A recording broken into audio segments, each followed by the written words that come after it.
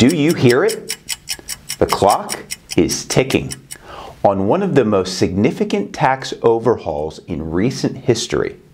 The Tax Cuts and Jobs Act, or TCJA, passed in 2017 by former President Donald Trump, aims to simplify the tax system, boost economic growth, and provide tax relief to millions of Americans across various income levels.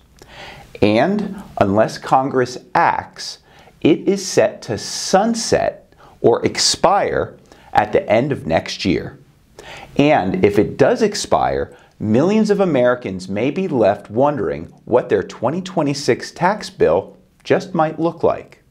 The expiration of the Tax Cuts and Jobs Act could mean higher income taxes for virtually all taxpayers, a lower child tax credit, and possibly higher corporate taxes, and much more.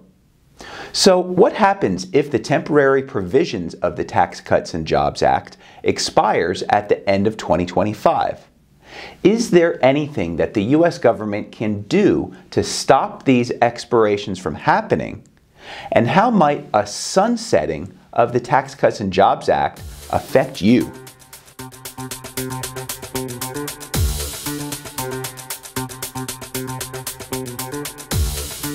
Hi, I'm Joseph Eschleman, president of Towerpoint Wealth.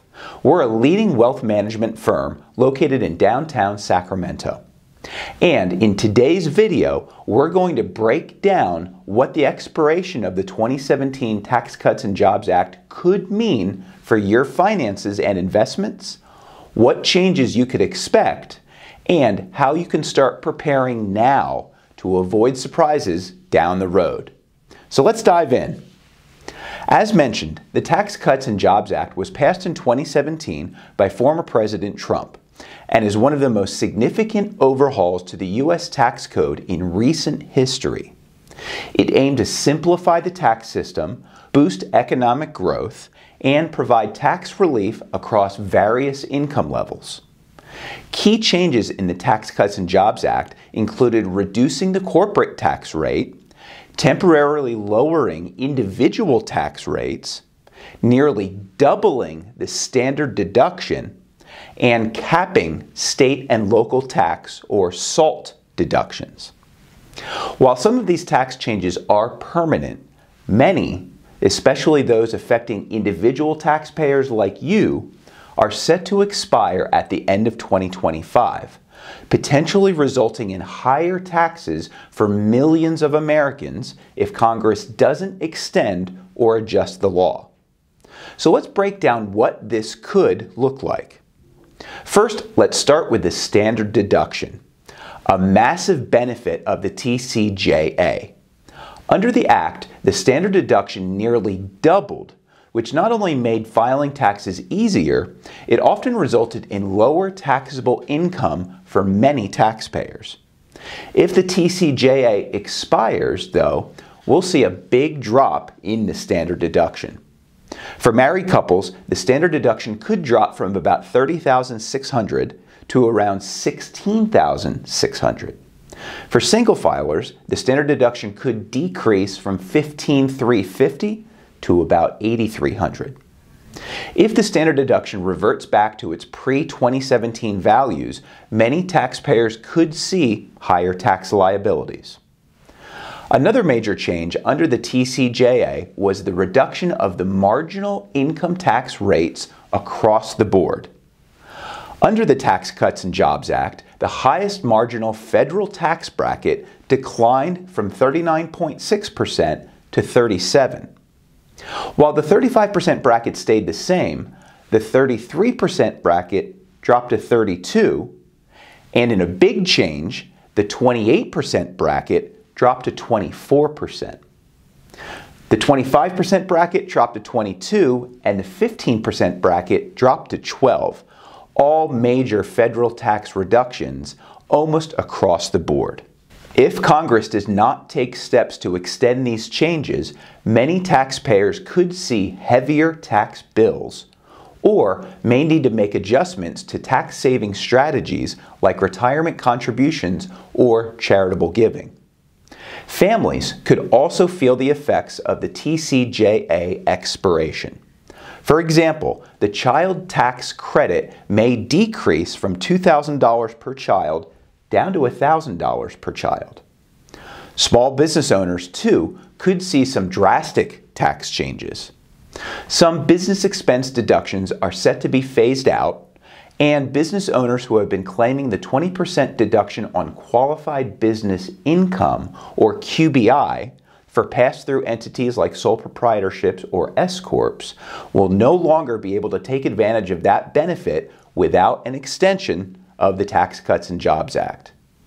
This could be potentially very disruptive, as the deduction promotes small business growth.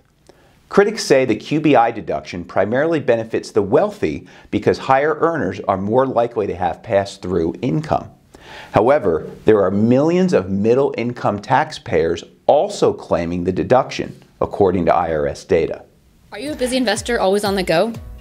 Take the powerful knowledge of Towerpoint Wealth with you wherever you are with our original podcast, A Wealth of Knowledge. Now available on all major streaming platforms, and best of all, it's completely free to download and listen. Now that's an investment worth making. Click the link above and start listening today. If the Tax Cuts and Jobs Act expires at the end of 2025, we could also see changes coming to the state and local tax, or SALT, deductions, this time arguably for the better for taxpayers.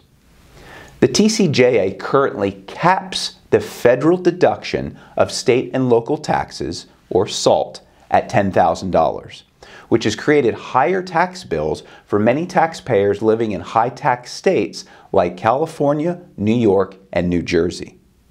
If the act expires, this SALT deduction cap will be lifted, which means full state and local taxes could be deductible at the federal level again. However, whether or not this fully balances out other possible increases in taxes is an important consideration. And for those thinking about estate planning, the TCJA doubled the estate tax exemption, making it easier for families to pass on intergenerational wealth. If this expires, the exemption will drop significantly, meaning more estates may face higher taxes. Now, I know what you're probably thinking. Will Congress step in and extend the Tax Cuts and Jobs Act provisions? Well, as of right now, it's uncertain. There's political support on both sides for some changes, but until it's finalized, all we can do is stay prepared. And there's a huge cost to extending the TCJA, as the Congressional Budget Office projects that extending the full act without offsets could cost around $4.5 trillion. Regardless of what happens with the Tax Cuts and Jobs Act, it's important to remember that there are planning opportunities and things you can do now to prepare for changes in tax law. Here are some planning considerations for potential rising tax rates. If the TCJA does sunset at the end of 2025, you can consider partial Roth IRA conversions over time to increase tax diversification of your retirement savings. Taxpayers with a mix of pre-tax and Roth retirement savings may be able to better control their tax bill in retirement. For example, taxpayers could draw from pre-tax sources when they're in a lower tax bracket, and then draw from tax-free Roth sources when they might be in a higher tax bracket. Look for other alternatives for funding Roth accounts, such as backdoor Roth IRA contributions or making contributions into a designated Roth account within an employer retirement plan, such as a 401k. You could also donate IRA assets directly to a qualified charity if you're over age 70 and a half, to draw down your pre-tax retirement savings and potentially reduce the amount of future required distributions. You can also consider accelerating income before the tax rates expire at the end of 2025, such as exercising stock options, avoiding deferred comp, or electing out of installment sales. gift income-producing property and other investments to family members who may be in lower tax brackets. You can also defer losses or deductions to the time when tax rates increase, making them more valuable. Consider taking larger required minimum distributions, or RMDs, to fill up today's favorable federal income tax brackets. And for those subject to the 10-year rule on inherited IRAs, consider taking larger distributions before the Tax Cuts and Jobs Act expires. If you're concerned about higher tax rates later in that 10-year window, required to fully distribute an inherited IRA. So, given the uncertainty around future tax policy and rates, it is critical to work with a qualified tax professional and financial advisor on the timing of income, deductions, or losses, since each taxpayer's situation may be unique. While the expiration of the Tax Cuts and Jobs Act could result in higher liabilities for many taxpayers, it's important to remember that nothing is set in stone, and Congress could very well step in to extend or restore these expiring provisions. You can also take proactive steps to help lower your tax burden in the event that the expiration of the Tax Cuts and Jobs Act does happen at the end of 2025. Remember, the first step to preparing for major changes in the financial landscape is to stay informed. At Towerpoint Wealth, we're committed to empowering you to make smart, informed financial decisions by providing you with educational resources and updating you on trends in the world of personal finance. So click the thumbs up button if you enjoyed today's video, and click the subscribe button to stay informed of new educational videos like this produced by us here at Towerpoint Wealth, designed to help you feel confident and educated in your financial and wealth building journey. Thank you for watching.